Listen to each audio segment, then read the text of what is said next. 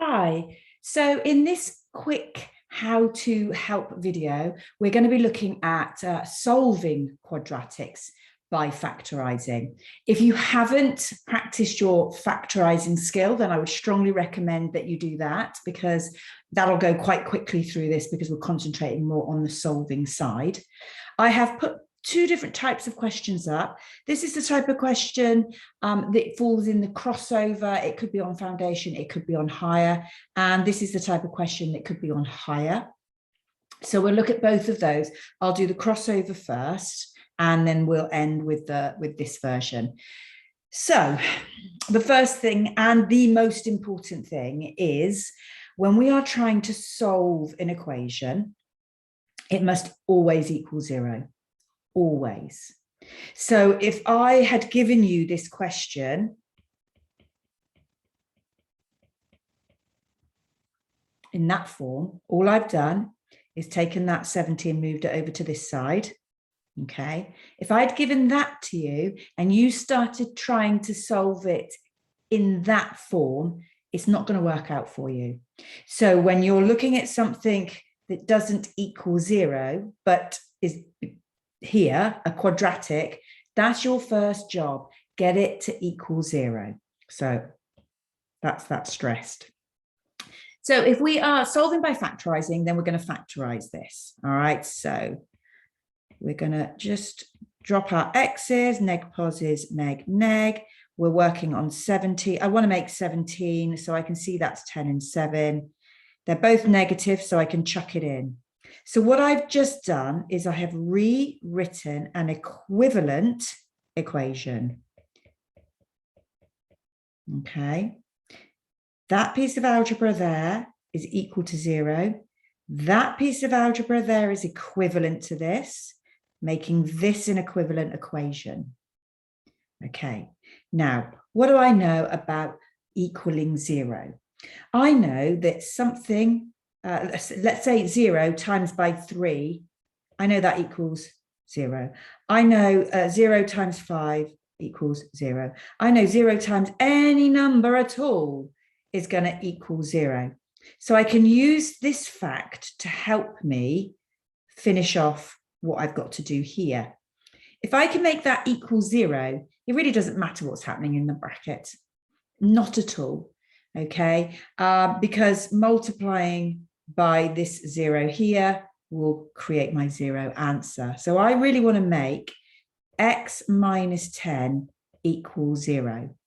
Now, if I just use my hopping method to get x on its own,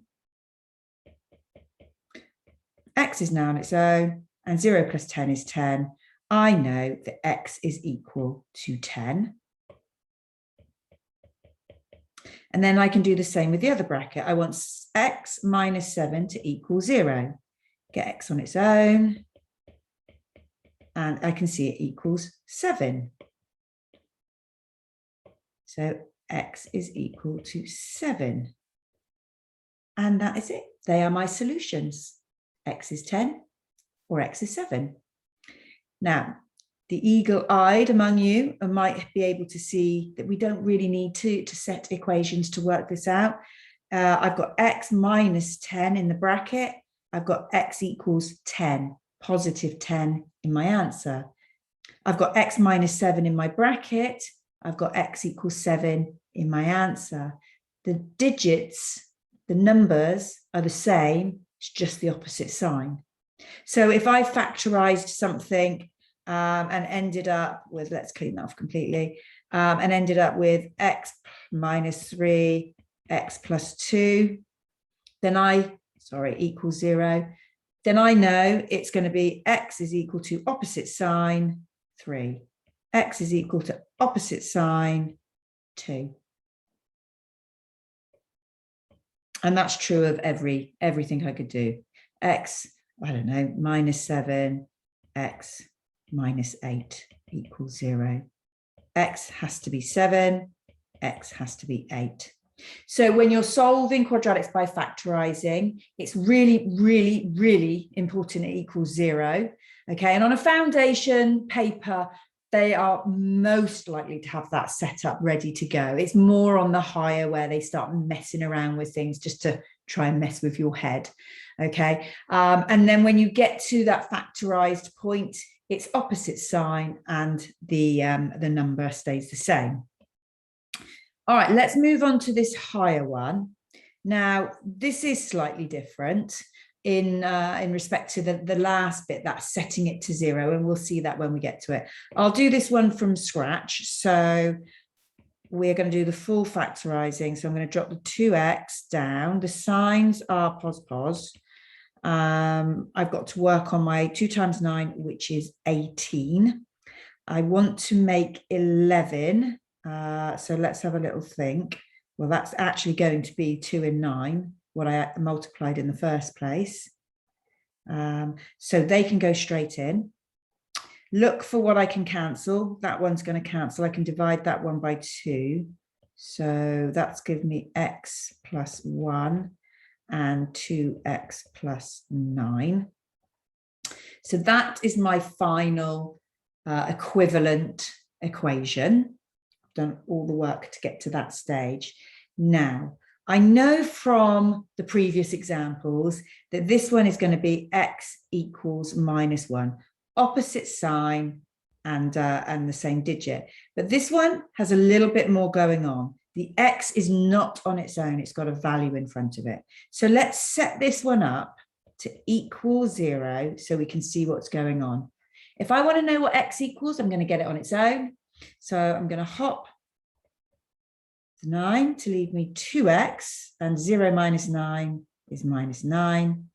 And then I'm going to divide through by the 2, and I've got x is equal to minus 9 over 2.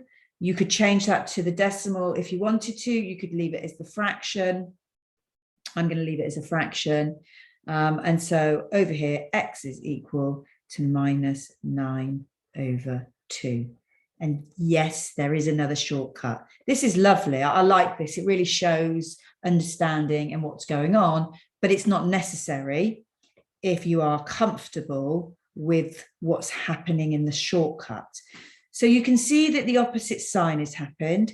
You can see that the 9 and the 2 are both in my final answer.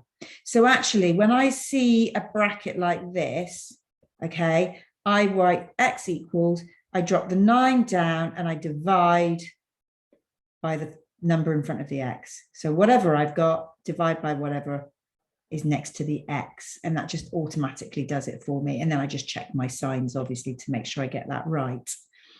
So let's just do a couple of sort of pretend questions. Let's say I factorized and I ended up with 3x minus 5 and x plus 2 equals 0.